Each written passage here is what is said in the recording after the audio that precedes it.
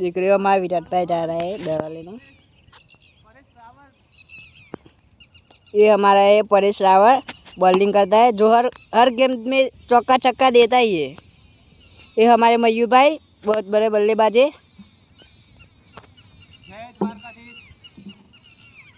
वो हमारे वहाँ यहाँ तो दो दो है खेलने वाले, पीछे कीपर भी खेलता है। हमारे यहाँ परेश भाई वापस डाल रहे गेम,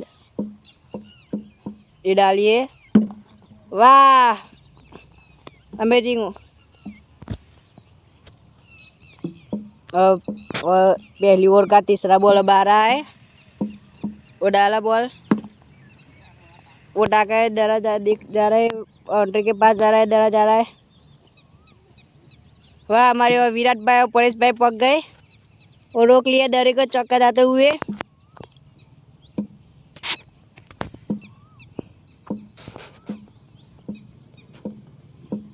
वो वापस जा रहे हैं परेश भाई, बॉल नाकते हुए डाला, वो चक्का जाता, वो हमारे विराट भाई ने पकड़ लिया है।